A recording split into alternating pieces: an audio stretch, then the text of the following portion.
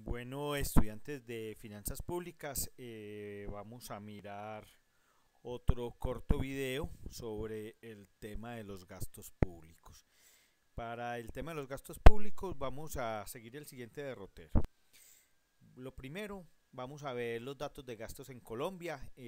Son algunas cifras que nos va a permitir de introducción para los otros dos temas. Entonces estas cifras nos van a permitir ver cómo están constituidos los gastos en Colombia, que son los gastos también como están presentados para la mayoría de países a nivel mundial. Bueno, la estructura de los gastos, vamos a ver la estructura de los gastos en Colombia, son unas cortas diapositivas mirando en Colombia cómo clasifica los gastos y cómo se clasifican los gastos en la mayoría de los estados.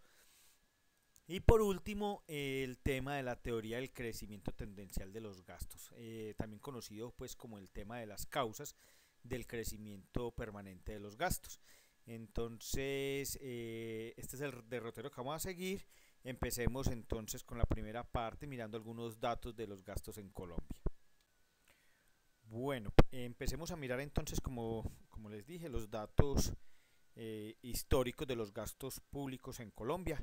Lo primero que les tengo que decir es que estos datos son del Gobierno Nacional Central.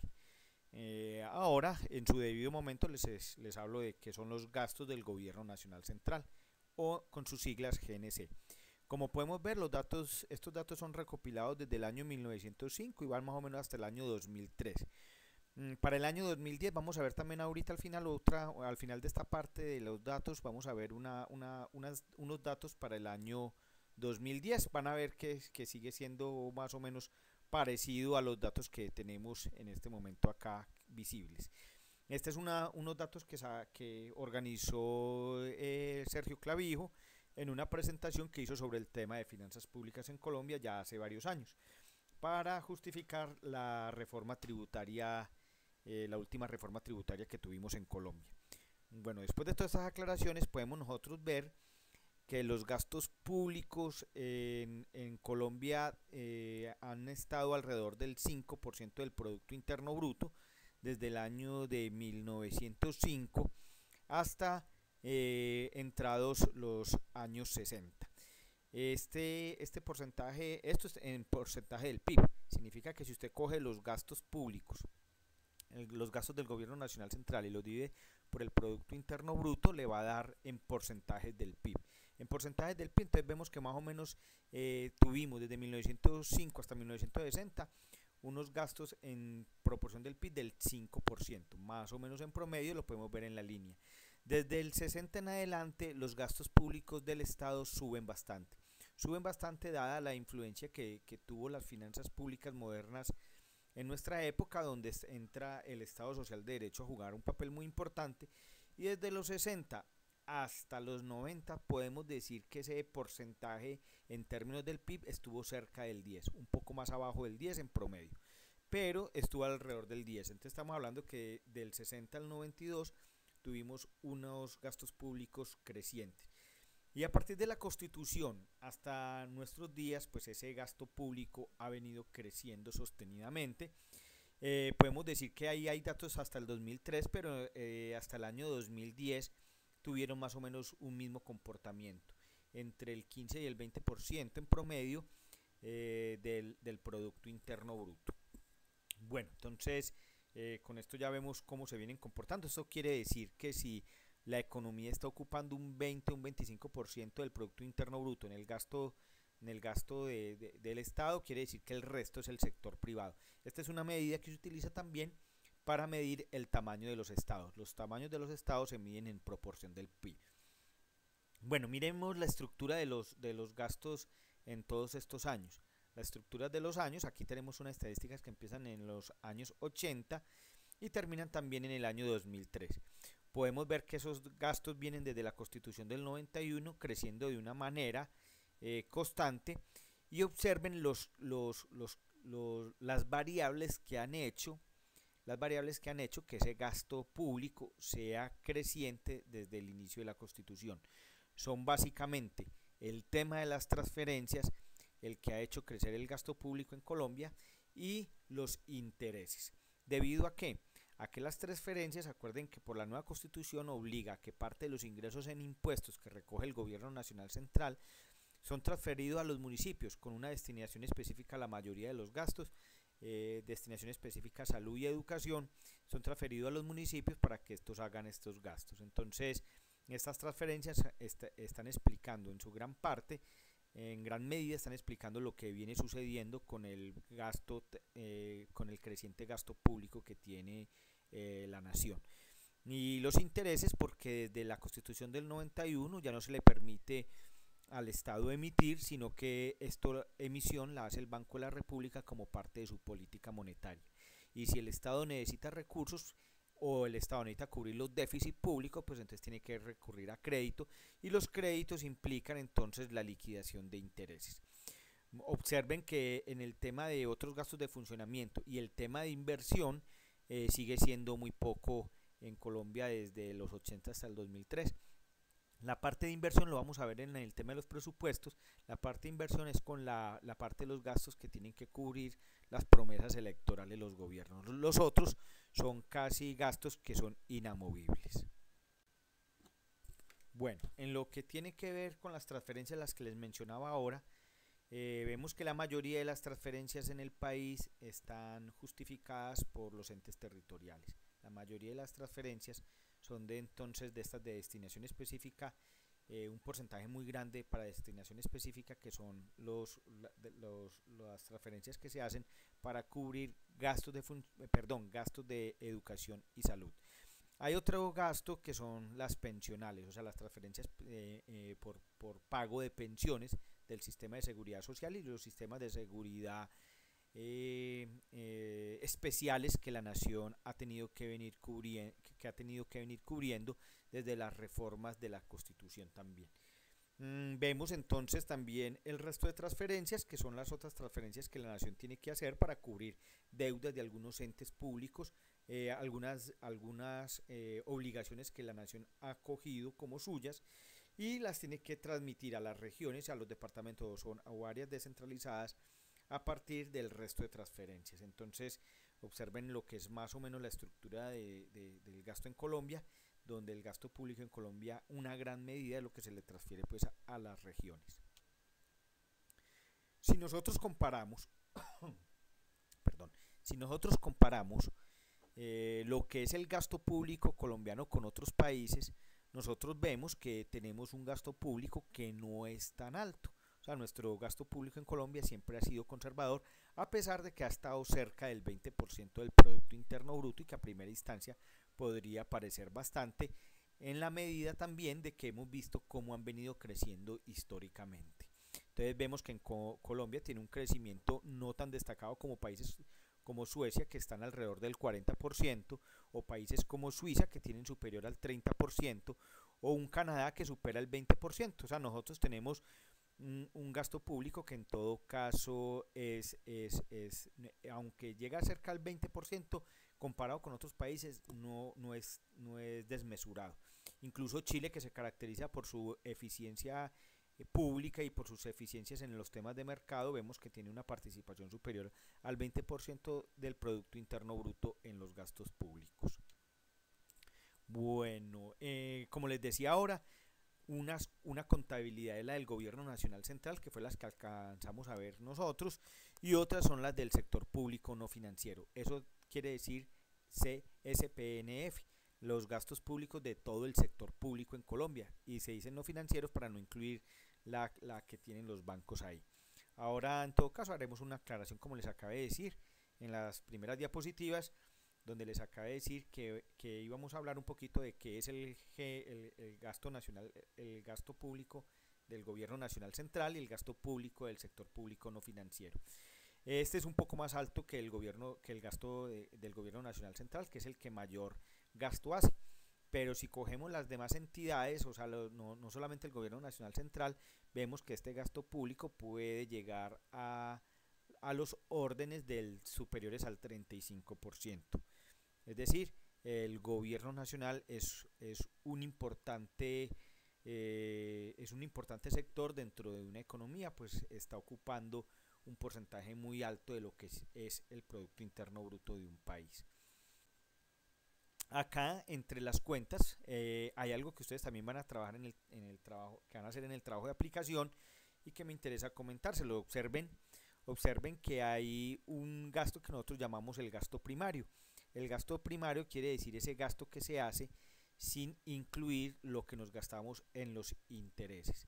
Entonces vemos que ese gasto primario llega alrededor de, ha llegado en Colombia, estamos hablando del sector público no financiero en su conjunto, en el año 2003 a cerca del 30%, más un 5% del Producto Interno Bruto que gasta el país cubriendo solamente intereses, nos lleva a un tamaño del Estado de alrededor del 35% para el año 2003. Observen que el pago de las deudas que asume la nación son bastante considerables en términos del Producto Interno Bruto. Eso es importante y les decía con lo del trabajo de aplicación, porque en el trabajo de aplicación es interesante ver si hay déficit primario o no hay déficit primario. Porque un país que tenga superávit primario pero déficit en sus cuentas totales está en mejor situación que un país que tiene déficit primario, porque ese déficit primario significa que se tiene que endeudar más para poder cubrir el pago de intereses. Esa es una situación donde a nivel empresarial, a nivel de finanzas públicas personales o del mismo Estado, no es tan bien visto. Bueno, observemos este promedio que se trabajó en el año 94-99. Vemos que Colombia, como les decía ahora, comparando, sus gastos públicos no son tan representativos como los de otros países, incluidos los países desarrollados. Entonces, este es una gráfica que relaciona el Producto Interno Bruto, pero ya per cápita, o sea, por habitante, respecto a lo que se está gastando el gobierno nacional central. Y vemos que Colombia tiene un tamaño del Estado que podemos considerar bajo de acuerdo a ese promedio del 94 y 99. Veamos la siguiente diapositiva que también nos da indicios en el mismo sentido. Por ejemplo, podemos ver que Colombia es el cuarto país con más bajo gasto público de toda Latinoamérica. Si observan, este dato ya es para el año 2010, superamos el año 2003 que veíamos al principio y vemos el comportamiento para el año 2010. Este está alrededor de lo que habíamos hablado ahora al principio, de alrededor del 20% del Producto Interno Bruto. Vemos un país líder en gasto público, como es lógico, el Estado juega un papel más importante, por ejemplo, en países como Cuba, Brasil, Argentina, y no tanto como en otros países que tienen más tendencia al libre mercado, como Colombia, que está entre los que menos gasto público tienen. El azulito significa América Latina, que está en el promedio, América Latina, donde se sacan los promedios de todos los países, y los cuadritos azules que ustedes ven ahí son los mismos datos, pero para el año 1990. Como ustedes ven, estos años son los mismos que corresponden para el trabajo de aplicación, que aprovecho y les digo. En el año 1990 tenemos gasto público en Colombia menor a lo que tenemos para el año 2010. Bueno, lo que quiero mostrarles a continuación es lo que es el sector público en Colombia. Entonces vemos que el sector público en Colombia está dado por los entes nacionales y los entes territoriales. En el ente nacional y en el territorial se dividen a su vez en lo que es financiero y lo que no es financiero, lo no financiero. Lo financiero no se tienen en cuenta dentro de la contabilidad del gasto público, ellos manejan sus propias cuentas y no aparecen integradas dentro de los gastos nacionales, o sea, el Banco de la República, los bancos de fomento, los Fogafín, el resto de entidades de crédito, Prospor y los demás, que tengan expresiones financieras, no aparecen dentro de los gastos del gobierno. Igual que los gastos financieros que puedan suceder en los territorios, o sea, los que tenga un departamento de Antioquia, por ejemplo, no aparecerán dentro de los gastos públicos. Los dicientes son los que tenemos ahí como no financieros. Los no financieros son lo que podemos decir la constitución del Estado. Veamos al respecto, porque esto entonces este mapa nos está mostrando la segunda parte, en qué consiste el gasto público en Colombia. El segundo ítem que estamos llevando en orden de la presentación de diapositivas. Entonces, en este sentido, vemos que la clasificación del gasto en Colombia tiene la siguiente característica. Lo que nosotros llamamos el sector público no financiero, que como les decía, corresponde a lo que está subrayado ahí en el video en este momento, lo que está subrayado en verde, y sumado a lo que está subrayado con morado. Lo que está tachado con X significa que no lo incluye el sector público, no lo incluye el sector público no financiero, que es como se miden los gastos públicos en Colombia. Podemos ver que hay un gasto que se llama el del gobierno nacional central. El gasto del gobierno nacional central entonces correspondería solamente a lo que nosotros estamos viendo en verde. Lo que vemos en verde es solamente el gobierno nacional central. Lo que está en morado no incluye el gobierno nacional central. Eso tiene otra denominación y es lo que nosotros llamamos sector público descentralizado, donde están incluidas también las empresas públicas del Estado, las empresas comerciales de carácter nacional o local están incluidas dentro entonces del sector público descentralizado, y obviamente los departamentos y los municipios. Con esto podemos entonces mirar las diferencias. El sector público no financiero significa que es el gobierno nacional central sumado los gastos del sector público descentralizado. Con esto entonces ya tenemos un mapa de cómo se clasifican los gastos públicos en Colombia, y también así se están clasificando a nivel mundial. Lo que nosotros llamamos el gobierno nacional central y lo que nosotros llamamos el sector público no financiero. Ya sabemos que entonces el sector público no financiero incluye el gobierno nacional central sumado a los datos estadísticos que dé el sector descentralizado en Colombia, bueno, y en cualquier parte del mundo. Bueno, ¿cómo se clasifican los gastos públicos en Colombia? Entonces, lo primero son los gastos de funcionamiento, que son los más representativos en todas las finanzas públicas. Entonces, en los gastos de funcionamiento tenemos los gastos burocráticos, lo que se llama el gasto de los empleados del sector público. Y tenemos los gastos en dotación, que son los gastos generales, es decir, la compra de la papelería, la compra de la gasolina para los vehículos, la compra de los computadores, etcétera, es la parte de dotación. Y un tercero muy importante, que también ya vimos el peso tan importante que tiene para Colombia, es lo que llamamos los gastos de transferencias. Unas que tienen una destinación específica, que lo llamamos del situado fiscal, y otras que se emiten para las participaciones municipales. Bueno, hay otro gasto muy importante, bueno, no tan importante porque en proporción del PIB no es tan diciente, y son los que conocemos como los gastos de inversión. Cuando hay campañas electorales y se prometen cosas para hacer desde los municipios, son estos los gastos de inversión los que cuentan municipal, departamental, incluso de la nación, como parte de los gastos que se pueden realizar para cubrir todas esas promesas electorales. Entonces ya lo vemos. Y el último, que es el servicio de la deuda, ese es el otro gasto que también en Colombia vemos que ha venido creciendo de una manera sostenida, que son las partes que tienen que ver con los pagos de los saldos de la deuda del Estado más los intereses que éste ha generado. Bueno, entonces ahora miremos algunos tipos de gastos que son presentes en las finanzas públicas de los estados, que se los podemos ver también, por ejemplo, en Colombia. Algunos tipos de gastos como los siguientes que vamos a hablar acá. Entonces, por ejemplo, tenemos los gastos de funcionamiento o gastos en funcionamiento. Son estos gastos que se tienen que hacer independiente de si el Estado tiene como filosofía intervenir o no. Entonces, lo que hablábamos antes del orden legislativo, el Congreso tiene que existir y como tal en una democracia entonces deben ser pagos los funcionarios o los de la rama judicial, la policía o el ejército. Estos son gastos de funcionamiento independientemente pues de cuál sea la política del Estado. Tenemos también los gastos presupuestales, que quieren decir esos gastos que han sido programados o planeados desde el presupuesto de la nación y se tienen que ejecutar. Entonces hay gastos presupuestales para cubrir los planes de desarrollo, hay gastos presupuestales para cubrir las necesidades en vías o en comunicaciones.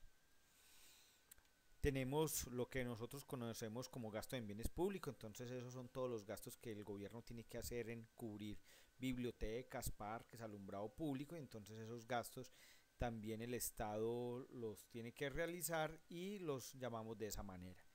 Tenemos los gastos en apoyo económico. Estos gastos subsidian directamente a algunos agentes económicos y tienen como fin pues promover actividades para el desarrollo.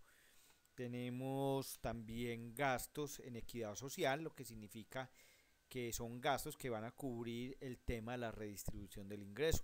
Previamente se han recaudado unos impuestos y esos impuestos pues deben tratar de cubrir las personas que tienen mayores necesidades sociales, o sea, mayores necesidades económicas.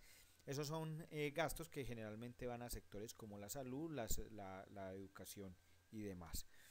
Tenemos los gastos en transferencia. Nosotros ya hemos hablado bastante de esto, pues son los gastos que el gobierno nacional central tiene que realizar porque pues, es el encargado de hacer los recaudos, y la idea de que estos recaudos le llegue a todo el mundo implica que el gobierno nacional tiene que transferirlo, tiene que enviarlo a otros entes territoriales. Estos gastos de transferencia generalmente también cubren pues la necesidad redistributiva de la riqueza, pero ya no por clase social, sino por geografía. Tenemos los subsidios, que podemos decir que es una especie de gasto, aunque los técnicamente hablando corresponden a lo contrario de los impuestos. Es decir, si el impuesto lo que hace es limitar el consumo de alguien, los subsidios lo que hacen es promover el consumo de sectores sociales. Entonces, a través del subsidio lo que estamos es promoviendo consumos del Estado, o sea, los consumos que el Estado debe cubrir. Entonces pueden ser subsidios a la educación, a la salud, etcétera, etcétera. Bueno, y los subsidios, como lo habíamos expresado en los videos anteriores, se pueden dividir en dos: en los subsidios que son focalizados o a la demanda, y los subsidios que son universales o a la oferta. Acuerden que poníamos el ejemplo de un hospital. Cuando un hospital ofrece sus servicios, ese tipo de subsidio es a la oferta, es universal, porque a nadie le van a negar la posibilidad de ser atendido en un hospital público. Cuando llegan para atender a alguien, ese hospital obligatoriamente tiene que prestar el servicio. Otro muy diferente es cuando usted está sisbenizado, y cuando usted tiene el sisben, el Estado lo que está haciendo es cubriendo un subsidio a la demanda. Es decir, le da la salud a las personas, pero cada persona tiene un costo, y ese subsidio está direccionado hacia las personas, o sea, está focalizado. Eso se llama subsidio a la demanda porque pues las personas con ese subsidio van y demandan los servicios que están requiriendo. En cambio, la oferta es cuando se le da el presupuesto al hospital y el hospital va y ofrece sus servicios. Por eso se llama subsidio a la oferta. Bueno, ahora vamos a entrar al tercer ítem, al tercer tema que queríamos hablar en estas diapositivas. Acá me voy a detener, vamos a mirarlo un poco más lento, y son lo que conocemos nosotros como causas del crecimiento del gasto público. Tenemos que decir que las causas del crecimiento del gasto público son teorías que han elaborado diferentes pensadores de lo económico y de las finanzas públicas, porque lo que nosotros vimos para Colombia es válido para todos los países a nivel mundial. Pues todos los países han visto que durante sus historias los gastos públicos tienen una característica, y esa característica es creciente. O sea, los gastos públicos siempre han venido creciendo históricamente para todos los estados. Ese crecimiento histórico de los gastos entonces ha llevado a que se tenga que pensar por qué los gastos tienen esa característica de crecer permanentemente. Y entonces las explicaciones las podemos dividir en dos. Hay explicaciones que se llaman teorías desde la demanda o teorías de la demanda del gasto público. Y hay otras teorías de explicación del crecimiento del gasto público que son teorías que se explican desde la oferta del gasto público. Demanda del gasto público es que todos nosotros usuarios, ciudadanos de un estado o todos los pertenecientes a una nación, pues demandamos del estado bienes y servicios. Entonces se llaman desde la demanda. Y desde la oferta es porque el mismo estado tiene una política, podríamos entre comillas decir, proactiva respecto a los gastos. Es decir, el estado entra a ofrecer gasto público por diferentes circunstancias. Entonces vamos a mirar una a una las teorías que explican el gasto público en Colombia y podemos decir de todas las naciones. Vamos a iniciar explicando las causas del crecimiento del gasto público desde las teorías de la demanda y vamos a hablar de la primera. La primera, en términos reales, está dividido en dos, pero como la esencia es la misma, pues entonces la hemos clasificado como el criterio 1. Entonces son la ley de Wagner 1 y la ley de Wagner 2. La ley de Wagner 1 y Wagner 2 lo que nos están diciendo en términos generales es que si en la sociedad se aumentan los gastos públicos debido a que las sociedades, a medida que van avanzando históricamente, entonces las sociedades van complejizándose y esta complejidad implica mayores gastos públicos. Entonces en el pasado, por ejemplo, los estados no se tenían que preocupar por la cantidad de vehículos como las que se tienen que preocupar ahora. O los estados no tienen que preocuparse, por ejemplo, por construir redes. En el pasado no se preocupaban por redes porque no era un tema de la actualidad. Ahora toda la sociedad tiene que hacer grandes inversiones en construcción de redes porque pues lo que domina el mundo en este momento son las conexiones de este tipo. Entonces, a medida que la sociedad va evolucionando y va avanzando, pues los estados tienen que incurrir en gastos mayores porque la sociedad se va volviendo más compleja. La diferencia entre la ley de Wagner 1 y la ley de Wagner 2 está en que para Wagner 2, cuando planteó Wagner esto fue en los años 1990, las teorías de Wagner 1 vienen desde los años de 1870, o sea, cuando todavía estaba el capitalismo en pañales, pues ya se observaba la tendencia creciente de los gastos públicos. Y ya para el año 90, pues con teorías más refinadas, pues se llegó a la conclusión de que había una tendencia en los gastos, esto lo explica Wagner 2, hay una tendencia a que si el Producto Interno Bruto crece en 1%, pues los gastos públicos crecen mayor a ese 1%, por lo que explicábamos ahora. Eso es lo que se llama elasticidad, o sea, el gasto público es elástico al crecimiento del Producto Interno Bruto o al crecimiento de los gastos, que es decir lo mismo, perdón, al crecimiento de los ingresos, que es decir lo mismo, a los ingresos de las personas. Entonces el gasto público crece en mayor proporción a los ingresos de las personas o al Producto Interno Bruto de un país. Esto se llama elasticidad. Si se cambia en 1% el Producto Interno Bruto, el gasto público está creciendo superior a un 1% para poder cubrir las complejidades que van surgiendo en la sociedad a medida que estaba avanzando. Esa es la diferencia entre la ley de Wagner 1 y la ley de Wagner 2. Tenemos que decir que esta ley es la más, es la más aceptada, la que más adeptos tienen para explicar el por qué se presenta una tendencia creciente de los gastos públicos. Bueno, después de la ley de Wagner 1 y 2 viene la ley que conocemos o gasto público explicado por el efecto desplazamiento. Este efecto de desplazamiento es un original de un señor llamado Picot y de otro que se llama Weismann. Entonces ambos quieren explicar que en la sociedad hay un efecto, y el efecto es que a medida que las sociedades van avanzando se van enfrentando a situaciones nuevas, muy parecido al anterior, pero el otro lo explica en términos de proceso y evolución. Esta es que hay cortes históricos que hacen que los gobiernos o los estados tengan que entrar a gastar mayor dinero.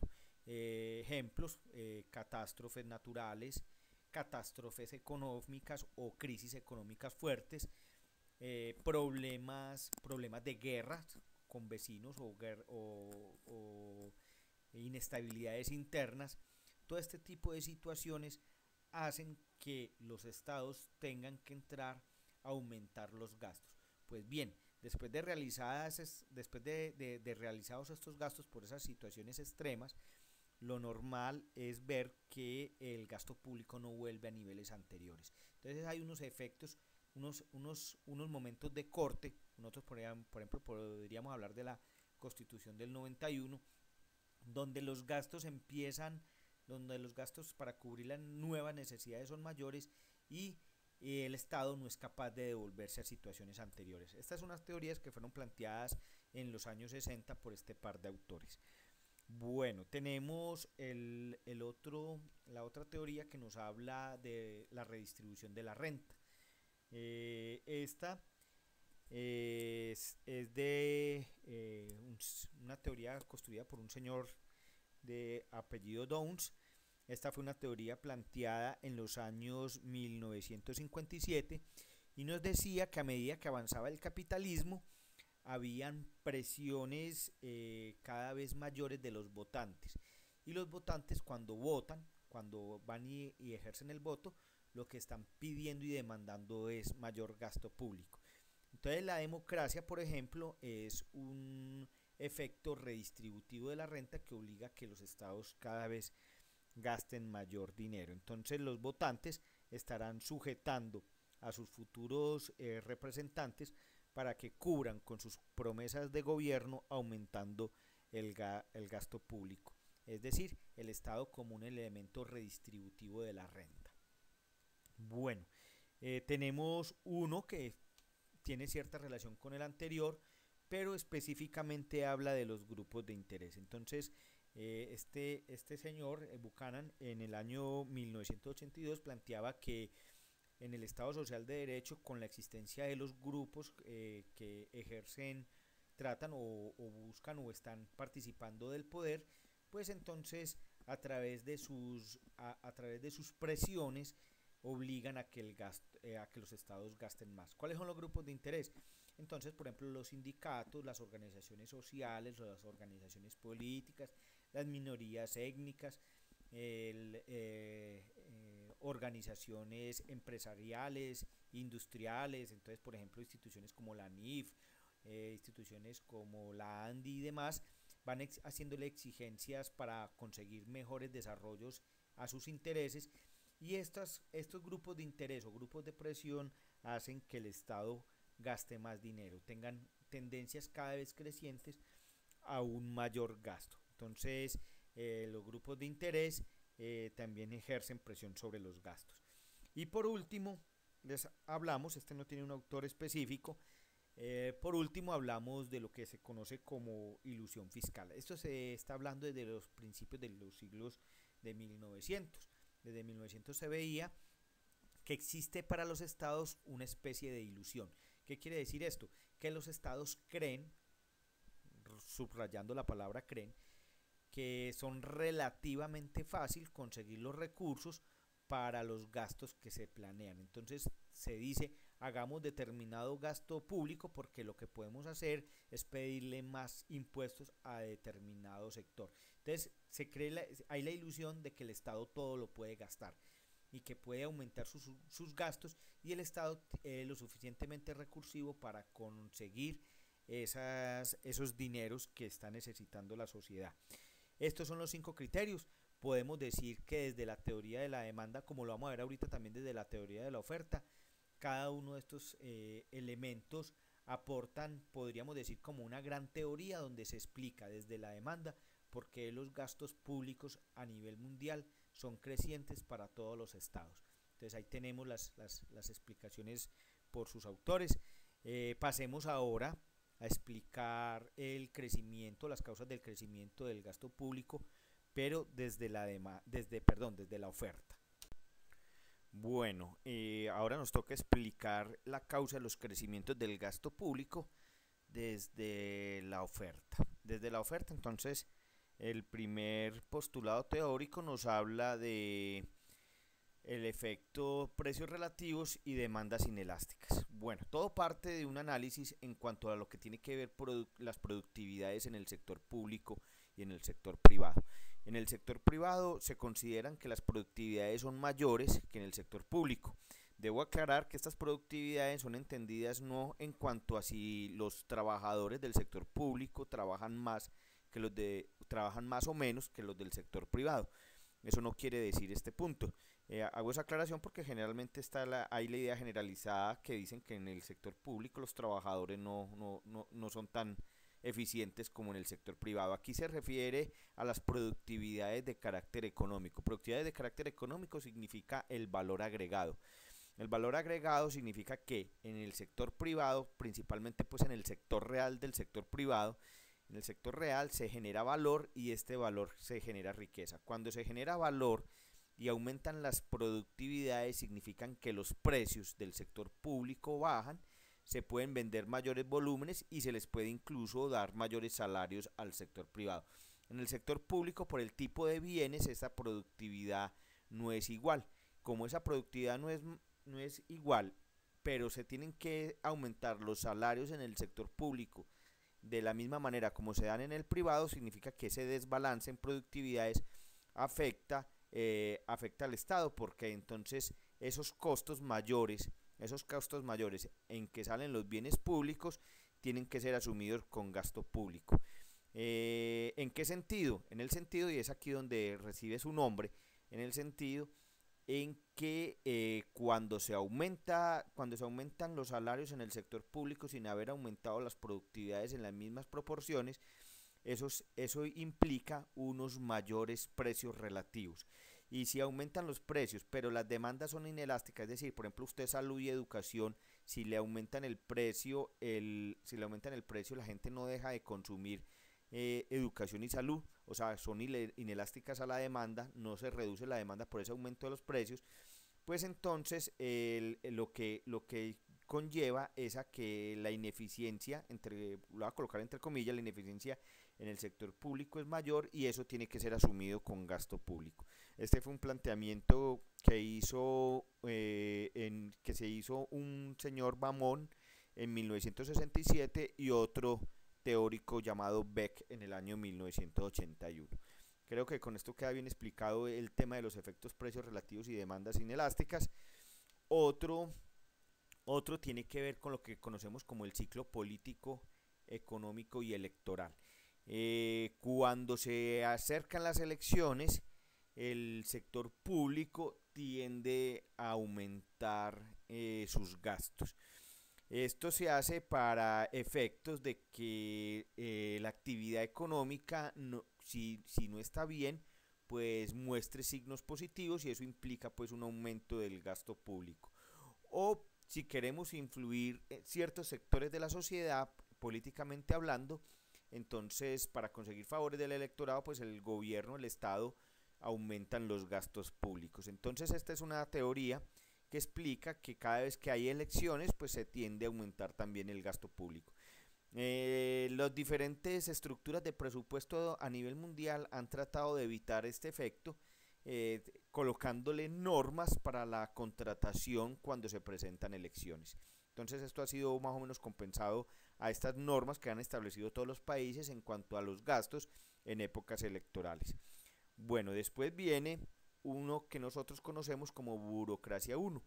La burocracia 1 significa la maximización del presupuesto. Entonces, cuando el Estado, cuando los gobernantes llegan al Estado, los estados tratan de aumentar el número de empleados y este número de empleados implican más gasto público. ¿Por qué se emplean más personas? Entonces se emplean porque hay compromisos electorales, porque hay compromisos de nuevos programas, nuevos planes, o hay compromisos de ampliar la oferta pública, y para ampliar esa oferta pública, pues entonces se tienen que contratar más empleados, aumenta entonces el pago de salarios en el sector público y por eso se ven aumentados los gastos públicos. Esa es burocracia 1.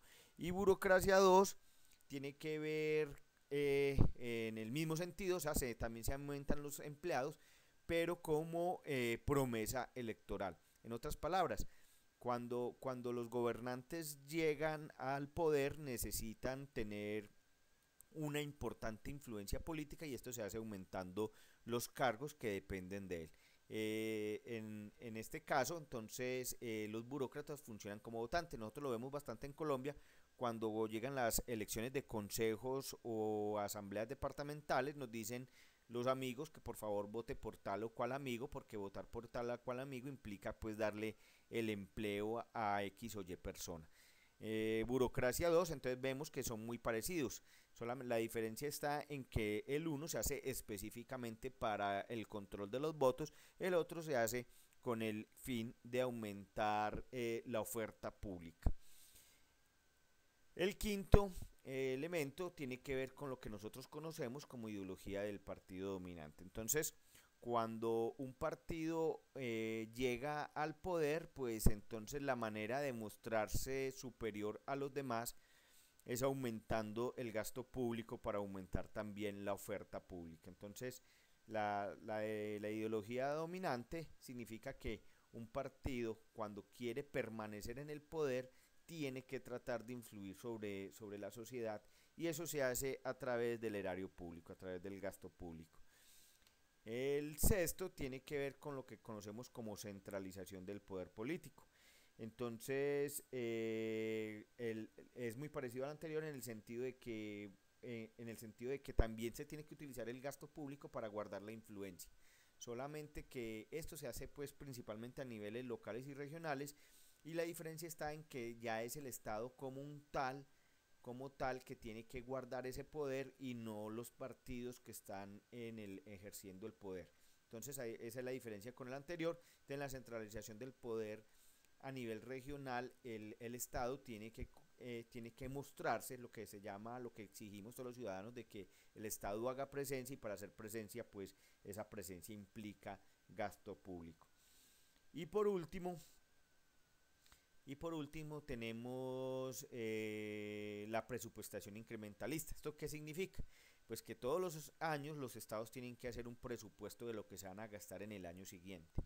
Cada vez que hacen ese presupuesto, pues entonces el presupuesto no se hace bajándolo, sino todo lo contrario, mínimamente manteniéndolo, pero por lo general, y también sucede en Colombia, se aumenta porque las necesidades de la población también aumentan, entonces el Estado tiende a aumentar en su oferta pública, en su oferta del gasto público, tiende a aumentar esos gastos. Ya con esto hemos llegado al fin de la parte teórica de los gastos. Es importante decir que la teoría de los gastos es muchísimo más amplia. Hemos querido resumir las partes, la parte más interesante. Dentro de la teoría de los gastos cabe la discusión de la eficiencia, la productividad, la eficacia. Dentro de la teoría de los gastos también implican el impacto de los gastos en la sociedad. Este tipo de temas pues ya los tocamos en las discusiones que dimos en el debate, por ello pues no hacemos hincapié acá en esta presentación sobre esos puntos y creo que lo más interesante es lo que hemos visto acá, hemos resumido en esta presentación, lo que tiene que ver la tendencia general al crecimiento de los gastos, lo que tiene que ver la clasificación de los gastos en la economía colombiana, cómo se clasifican, que hemos visto que es muy fácil. Por eso estos otros temas creo que ya están cubiertos en el debate. Bueno, espero les haya servido el tema de los gastos. Este tema entra para el estudio del parcial. Recuerden también que en el archivo Saula hay una presentación sobre tema de gastos que es casi que el mismo que acabamos de revisar aquí en esta presentación de diapositivas. Entonces les rogaría estar muy atentos. Hasta la próxima, gracias, chao.